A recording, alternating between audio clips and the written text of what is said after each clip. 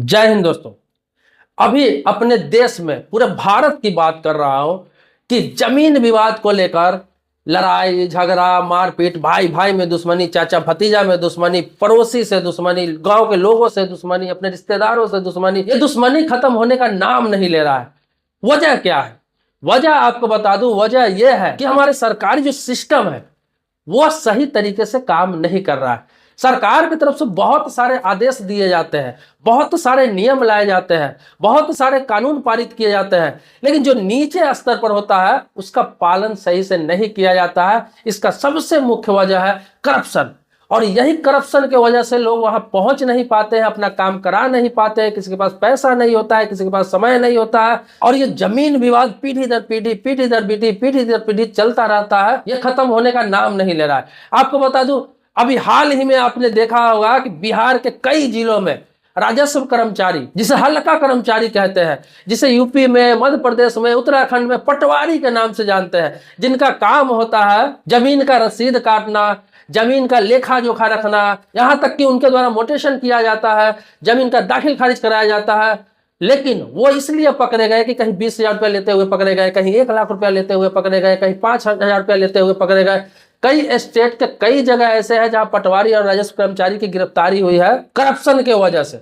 अब इससे यह साबित होता है, अभी एक एग्जांपल और भी बता रहा हूं हाल ही में, कि बिहार के मुजफ्फरपुर जिला के कुढ़न्नी के सीईओ, जिन्हें सर्किल ऑफिसर कहा जाता है, अंचलाधिकारी कहा जाता है, जिनके अंडर में पूरे तहसील का, जिन्हें तहसीलदार भी कहा जाता है, पूरे तहसील का जमीन का लेखा जोखा होता है, वो व्यक्ति भी 20,000 रुपया रिश्वत लेते हुए पकड़ा गया। और उसी प्रखंड के, उसी तहसील के अंडर में एक राजस्व कर्मचारी भी दोबारा फिर पकड़ा गया 2-4 दिन बाद 20,000 रुपया लेते हुए।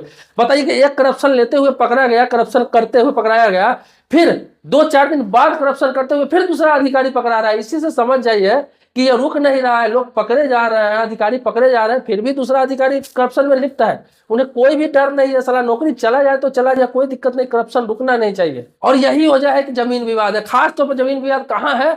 आपको देखो, उत्तर प्रदेश, उत्तराखंड, झारखंड, बिहार, मध्य प्रदेश, राजस्थान, वेस्ट बंगाल, ये सब जगह, ये सब स्टेट ऐसा है जहां जमीन को लेकर, प्लॉट को लेकर, जायदाद को लेकर हमेशा सुनने में आता होगा कि हत्या कर दिया गया, भाई भाई की हत्या कर दिया, चाचा भतीजा की हत्या कर दिया, पड़ोसी पड़ोसी की हत्या कर दिया।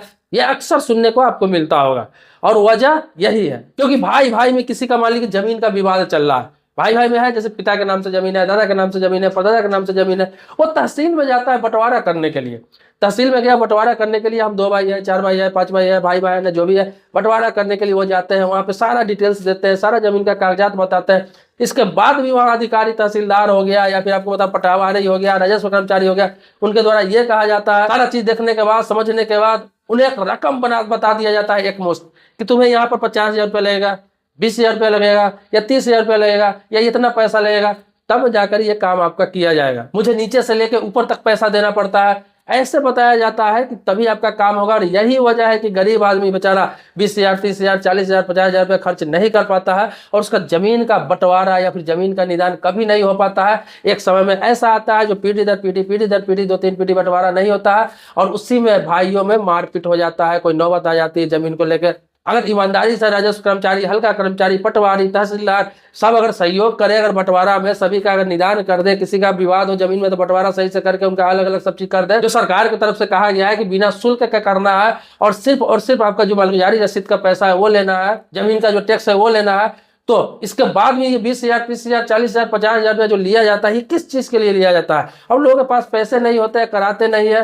ये नौबत हो जाता है आने वाले समय में, जब परिवार बढ़ता है, बंटवारा नहीं होता है, और यही कारण होता है जमीन को लेकर जगह जगह हिंसा हो रही है। इसमें सारा का सारा दोष तहसीलदार से लेकर, पटवारी से लेकर, राजस्व कर्मचारी, हल्का कर्मचारी, इन लोगों का है। ये ऊपर स्तर तक तो मालूम भी नहीं होता है।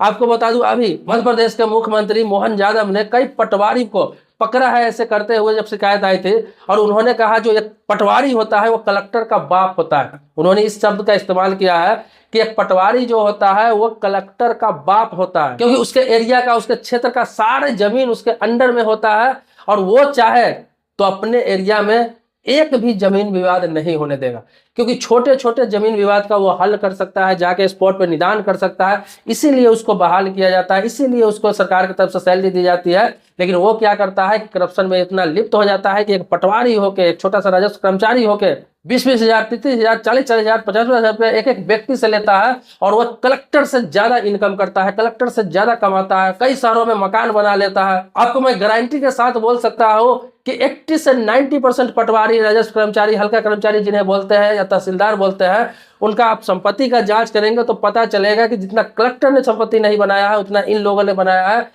कई शहरों में इनके मकान होते हैं, कई जगह इनके एफडी होते हैं, कई जगह इन्वेस्टमेंट होते हैं, जबकि इनका सैलरी नाम मात्र का होता है। एक नॉर्मल सैलरी होता है 50,000, 60,000 रुपया, लेकिन साल का ये करोड़ों में अर्निंग करते हैं, करोड़ों में इनकम करते हैं। ऐसे में लोगों का भला कैसे होगा, देश का भला कैसे होगा, जमीन का विवाद खत्म कैसे होगा?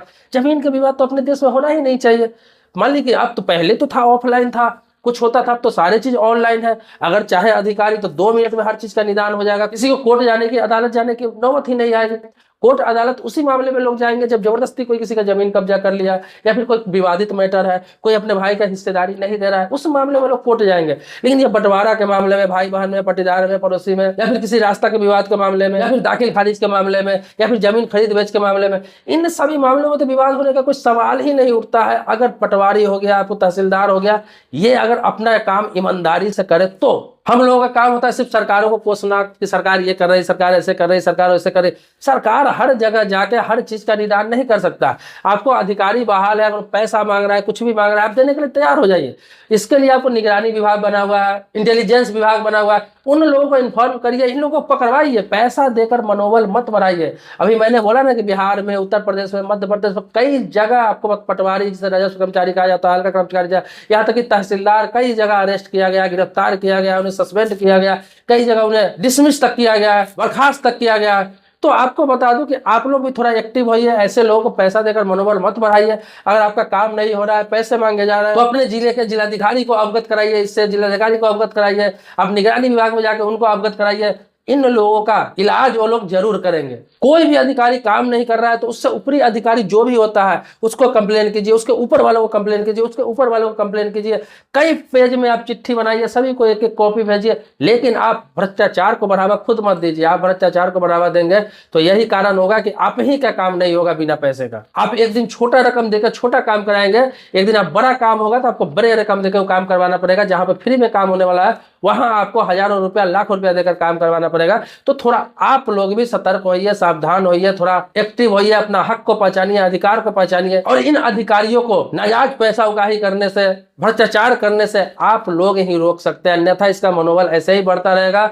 इन्हें लगता है कि मैं पटवारी के पद पे बैठ गया हूँ, तहसीलदार के पद पे बैठ गया हूँ, मतलब कि मैं इस पूरे एरिया का मालिक हूँ, मैं जो चाहूंगा वही करूंगा, मैं यहाँ का राजा हूँ। ये तो फिर राजशाही वाली बात हो गई। अंग्रेजों शासन से भी बेकार हो गया कि बिना पैसा का आपका काम नहीं हो रहा, आपको पैसा देना पड़ता है, गिरगिराना पड़ता है, दौड़ना पड़ता है, तब जाकर इस लोकतंत्र वाले देश में आपको काम कराना पड़ता है। कैसे कहेंगे कि आप आजाद हैं जबकि आपका अपना खुद का अधिकार मालूम है ही नहीं।